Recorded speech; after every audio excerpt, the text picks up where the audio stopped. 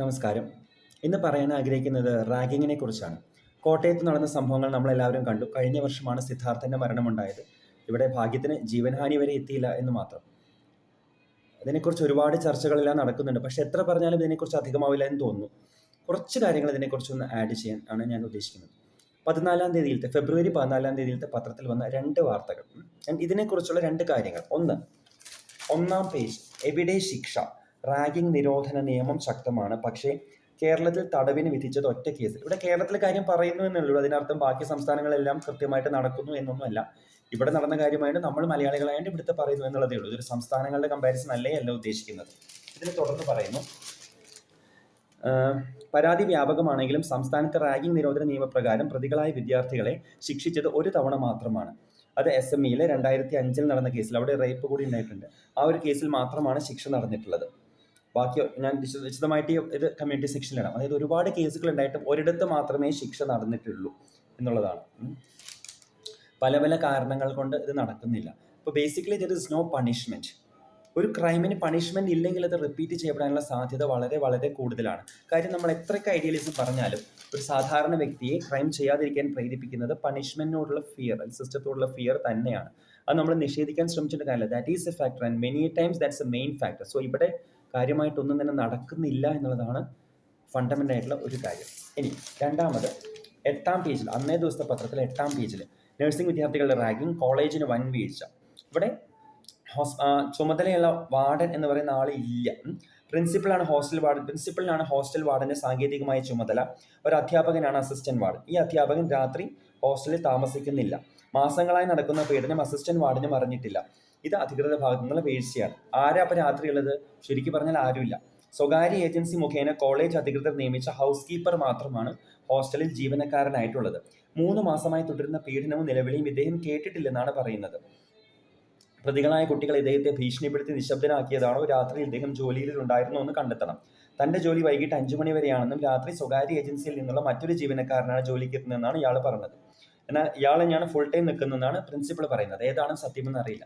എങ്കിലും പ്രാക്ടിക്കലി, അതിന്റെ technical details മാറ്റി വെച്ചാൽ, പ്രാക്ടിക്കലി ഫസ്റ്റ് ഇയർ സ്റ്റുഡൻസ് തൊട്ട് എല്ലാവരും, അതായത് ഇരയും വേട്ടക്കാരനും ഒരുമിച്ച് താമസിക്കുന്ന മെൻസ് ഹോസ്റ്റൽ എന്നുള്ള പലപ്പോഴും റാഗിംഗ് നടക്കുന്നതിൻ്റെ പ്രധാന കേന്ദ്രമായ സ്ഥലത്ത് ആരുമില്ല മോണിറ്റർ ചെയ്യാനായിട്ട്. റാഗിംഗ് ഏറ്റവും കൂടുതൽ നടക്കുന്ന സ്ഥലത്ത്, ഏറ്റവും കൂടുതൽ അതിന് ഇരയും വ്യക്തിയും ഒരുമിച്ച് നിൽക്കുന്ന സ്ഥലത്ത്, ഏറ്റവും കൂടുതൽ നടക്കാൻ സാധ്യതയുള്ള രാത്രി കാലങ്ങളിൽ റെസ്പോൺസിബിൾ ആയിട്ടുള്ള ആരും ഇത് മോണിറ്റർ ചെയ്യാനില്ല. പിന്നെ ലഹരിയുടെ ഉപയോഗം പോലെ പല കാര്യങ്ങളും നമ്മുടെ സമൂഹത്തിൽ ഇപ്പോൾ എത്രത്തോളം കൂടി വരുന്നു എന്നുള്ളത് സാമാന്യമായിട്ട് സമൂഹത്തെ കുറ്റകൃത്യങ്ങളെയും നിരീക്ഷിക്കുന്ന ഏതൊരാൾക്കും പറയാൻ കഴിയുന്ന കാര്യമാണ്. അതിൻ്റെ ആ ഒരു തീവ്രത, സിവിയറിറ്റി, ക്രൂരത എല്ലാം കൂടിക്കൊണ്ടിരിക്കുകയാണ്. കുറേയൊക്കെ നമ്മൾ മീഡിയ ഉള്ളതുകൊണ്ട് കൂടുതൽ ഇന്ന് അറിയുന്നു എന്നുള്ള ഫാക്ടർ എടുക്കുന്നു. എന്നിരുന്നാൽ തന്നെയും വളരെയധികം കൂടുന്നുണ്ട്. അപ്പോൾ ഇവിടെ ശിക്ഷയില്ല, സാഹചര്യങ്ങളെല്ലാം അനുകൂലമാണ്. Nobody is there to monitor. ഈ ഒരു അവസരത്തിൽ ഇറ്റ്സ് നോട്ട് ആൻ ആക്സിഡന്റ്.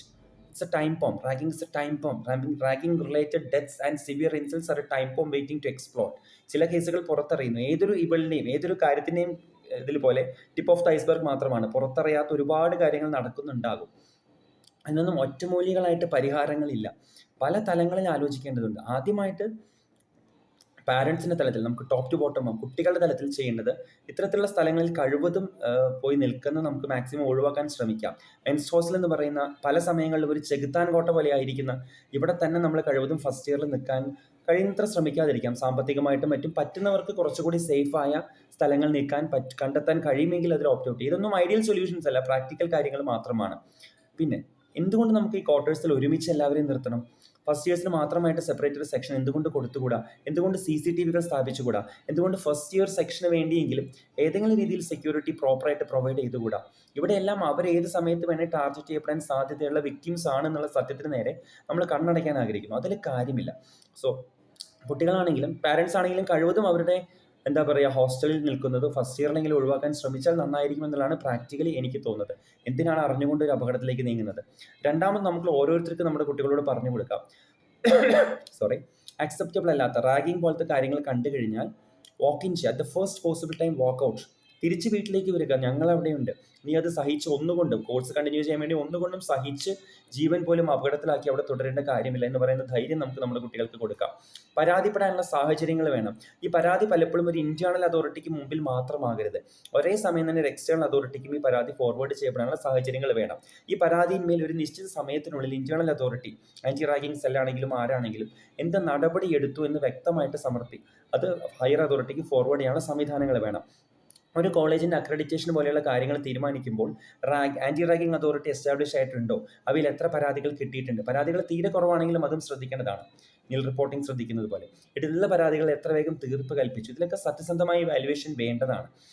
അപ്പോൾ ഇതൊക്കെ പലപ്പോഴും സത്യസന്ധമായിട്ട് എല്ലാ വിഭാഗങ്ങളും അവരുടെ ജോലി ചെയ്താൽ സുഖമായിട്ട് നടക്കുന്ന കാര്യമുള്ളൂ. എല്ലാ ലെവലിലും മൾട്ടിപ്പിളിൽ പവർ ആൻഡ് കറപ്ഷൻ വരുമ്പോഴാണ് ഈ പ്രശ്നങ്ങൾ ഉണ്ടാവുന്നത് എന്നുള്ളതൊരു ദുഃഖസത്യം മാത്രമാണ്. പിന്നെ നമ്മുടെ മനോഭാവത്തിൽ വരേണ്ട ഒരു വ്യത്യാസമുണ്ട്. അതായത് റാഗിങ് ഓക്കെയാണ്, കുറച്ച് റാഗിങ് ഓക്കെയാണ്, സിവിയർ ആയാലേ പ്രശ്നമുള്ളൂ. ഈ ചിന്താഗതി മാറണം. കുറച്ച് കറപ്ഷൻ, കുറച്ച് റാഗിങ്, അങ്ങനെയൊന്നുമില്ല. Ragging is enable, it's enable period. അത് തന്നെയാണ്, അതിൽ യാതൊരു സംശയമില്ല. നമ്മൾ ഈ കുറച്ച് റാഗിങ്ങിനെ സപ്പോർട്ട് ചെയ്യുമ്പോൾ അറിഞ്ഞുകൊണ്ടോ അറിയാതെയോ നമ്മൾ സിവിയർ ആയിട്ടുള്ള ഇത്തരം കാര്യങ്ങൾക്ക് കുടപിടിക്കുകയാണ് ചെയ്യുന്നത്.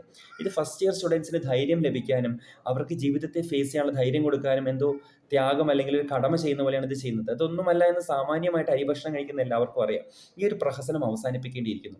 ഇത് നമ്മുടെ സാഡിസ്റ്റിക് ടെൻഡൻസീസ്, പലവിധ സാഹചര്യങ്ങൾ കൊണ്ട് നമുക്ക് എക്സ്പ്രസ് ചെയ്യാൻ കഴിയാത്ത സാഡിസ്റ്റിക് ടെൻഡൻസീസ് വൾണറബിൾ ആയിട്ടുള്ള ഒരു ഗ്രൂപ്പിൻ്റെ മേലെ അഴിച്ചുവിടാനുള്ള നമ്മുടെ ആന്തരികമായൊരു മൃഗീയമായ ത്വരയെ സാറ്റിസ്ഫൈ ചെയ്യാൻ കണ്ടുപിടിച്ചിട്ടുള്ള ഒരു വൃത്തികെട്ട സിസ്റ്റം മാത്രമാണത്. വേറെ വാക്കുകളൊന്നും ഇതിന് ഉപയോഗിക്കാൻ കഴിയില്ല.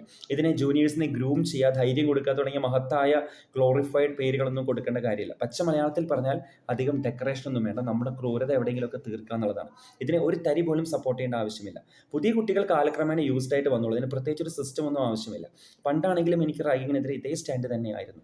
ഞാനൊരു സീനിയർ ആയിരുന്നപ്പോൾ ഞാനൊരു കുട്ടിയെ ഒരു രീതിയിലും റാഗ് ചെയ്യാൻ പോയിട്ടില്ല. ഞാനൊരു ജൂനിയർ ആയപ്പോൾ കഴിവതും അതിൽ നിന്ന് മാറി നടക്കാൻ ശ്രമിച്ചിട്ടുണ്ട്. പോട്ടെ, അത് വേറെ വിഷയം. അപ്പോൾ അങ്ങനെ ഒട്ടും ഒരു രീതിയിലുള്ള റാഗിങ്ങും ആക്സെപ്റ്റബിൾ അല്ല. സീറോ ടോളറൻസ് എന്നുള്ള തന്നെ ആയിരിക്കണം ഇതിനെതിരെയുള്ള പോളിസി. അറിഞ്ഞോ അറിയാതെയോ ഇതിനെ ന്യായീകരിക്കുകയും കുടപിടിക്കുകയും ചെയ്യുന്ന എല്ലാവരും ഒളിഞ്ഞും തെളിഞ്ഞും തങ്ങളുടെ പങ്ക് ഇതിൽ വഹിച്ചിട്ടുണ്ട് എന്നുള്ളത് ദുഃഖകരമായ സത്യമാണ്. ഒരു സമൂഹം എന്ന നിലയിൽ നമ്മൾ കൂടി ഈ രക്തത്തിൽ കുറച്ച് പങ്കുണ്ട് എന്നുള്ളതൊരു സത്യം തന്നെയാണ്. We cannot allow this to happen എന്നുള്ളത് വീണ്ടും വീണ്ടും വീണ്ടും പറയുന്നു. അപ്പോൾ റാഗിങ് എന്നുള്ളതിനെ ഗ്ലോറിഫൈ ചെയ്യാതിരിക്കുക, സാഹചര്യങ്ങൾ കുറയ്ക്കുക, ആ സെറ്റപ്പിന് വേണ്ടത്ര സെക്യൂരിറ്റി ഏർപ്പെടുത്തുക, നിയമ സംവിധാനങ്ങൾ ശക്തമാകുക തുടങ്ങിയ ഒരുപാട് കാര്യങ്ങൾ നടന്നാൽ മാത്രമേ ഇത് ഫീസിബിൾ ആകുള്ളൂ. പിന്നെ കുട്ടികളുടെ ഭാഗത്തുനിന്നും എനിക്കറിയില്ല, നമ്മളെ വ്യക്തിപരമായും മാനസികമായും ഫിസിക്കലായും അബ്യൂസ് ചെയ്തിട്ട് ഫ്രഷേഴ്സ് ഡേ എന്ന് പറയുന്ന ഒരു ഡേയിലെല്ലാം സെലിബ്രേറ്റ് ചെയ്ത് കഴിഞ്ഞാൽ കഴിഞ്ഞതെല്ലാം മറക്കാൻ കഴിയുമോ?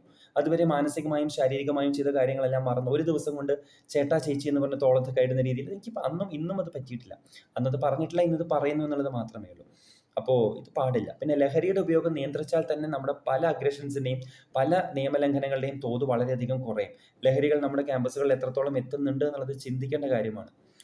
അങ്ങനെ ഒരുപാട് കാര്യങ്ങൾ റെഗുലേറ്റ് ചെയ്താലേ നമുക്കിതിൽ എന്തെങ്കിലും ചെയ്യാൻ കഴിയുകയുള്ളൂ. ഇതൊരു സത്യമാണ്. We cannot let this happen.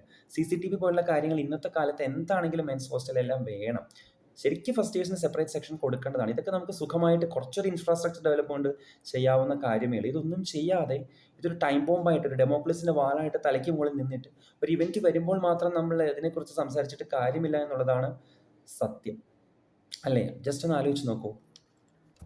റാഗിങ്ങിനെ കുറിച്ച് പരാതി കൊടുത്തു കഴിഞ്ഞാൽ സീനിയേഴ്സിൻ്റെ ഭാഗത്തു നിന്നും കോളേജ് അതോറിറ്റീസിൻ്റെ ഭാഗത്തു നിന്നും ഒത്തുതീർപ്പ് ശ്രമങ്ങൾ ഉണ്ടാവാറുണ്ട്. In the case of a criminal offence there is no scope for compromise. Civil കാര്യങ്ങളിൽ കോംപ്രമൈസ് ആവാം, ക്രിമിനൽ ഒഫൻസസിൽ there is no scope for compromise. ഒരു തെറ്റ് ചെയ്തിട്ടുണ്ടെങ്കിൽ, ഉപ്പ് തിന്നിട്ടുണ്ടെങ്കിൽ വെള്ളം കുടിക്കുക തന്നെ വേണം.